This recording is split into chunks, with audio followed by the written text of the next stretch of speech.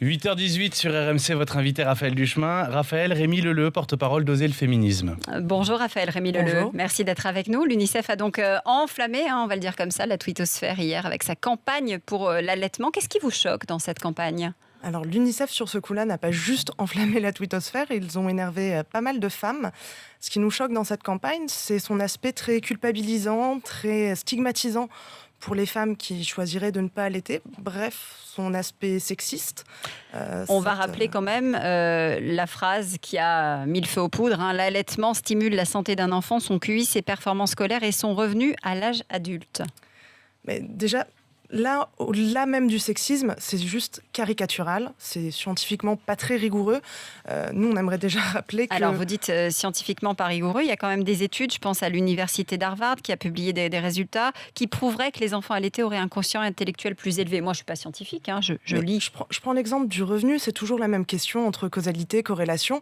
Quand on sait aujourd'hui dans les statistiques mondiales que les femmes sont payées en moyenne 27% de moins que les hommes, il y a des choses plus importantes à régler concernant le revenu, les inégalités salariales, que le fait d'être allaité ou pas. Et surtout, c'est une responsabilité écrasante qui en devient ridicule, posée sur les mères et leur choix de vie, leur mode d'accueil de leur enfant. Et ça, c'est simplement pas acceptable. Vous dites que c'est un message caricatural. Et puis, au-delà, ça pose le problème de comment on gère son corps quand on est une femme. Absolument. Et surtout... cette règle très simple, mais qui a l'air d'être oubliée en permanence, c'est mon corps, c'est mes choix. Mon corps, c'est pas quelque chose que je promène à côté de moi, c'est moi, très simplement. Et donc, le choix ne relève que de ma décision. Et quand on dit l'allaitement est une affaire qui ne concerne pas que les femmes, alors déjà, le terme d'affaire, c'est très vague et connoté un peu bizarrement. Et surtout, non. C'est mon corps, c'est moi qui décide.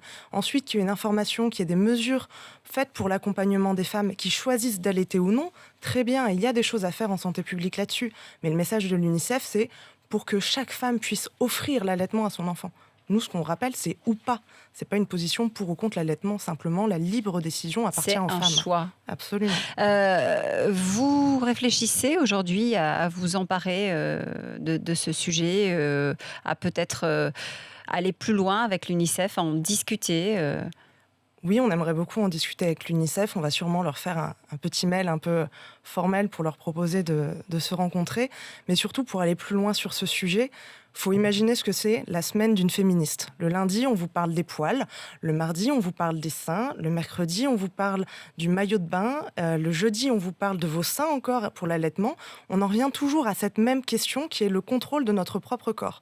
Et ça, c'est quelque chose de très large qu'il faut arrêter de faire. Le seul choix de la société, la seule décision sociale à prendre, c'est de laisser aux femmes le contrôle de leur corps. Vous avez vu que l'UNICEF s'est défendu en disant chaque année 77 millions de nouveau-nés ne sont pas mis au sein dans la première heure de leur vie et 800 000 vies pourraient être sauvées.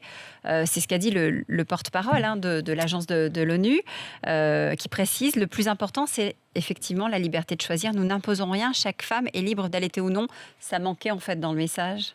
Ça manquait dans le message est biaisé. Et cette ambiguïté sur la survie des nourrissons, notamment le boulot formidable que fait l'UNICEF dans les pays qui en ont besoin, où l'accès à l'eau potable n'est pas évident, où les produits pour nourrissons sont notamment très chers. Et donc là, oui, il y a quelque chose à faire, que ce soit pour garantir le choix d'allaiter ou non. Mais cette manière de communiquer sur le QI, sur le revenu de manière indifférenciée, c'est ça qui est dommage, c'est qu'à la fois c'est sexiste, c'est très mal reçu, et du coup c'est contre-productif pour les messages et la mission de l'UNICEF. Vous allez faire une campagne à votre tour autour de cette question de l'allaitement ou pas du tout ?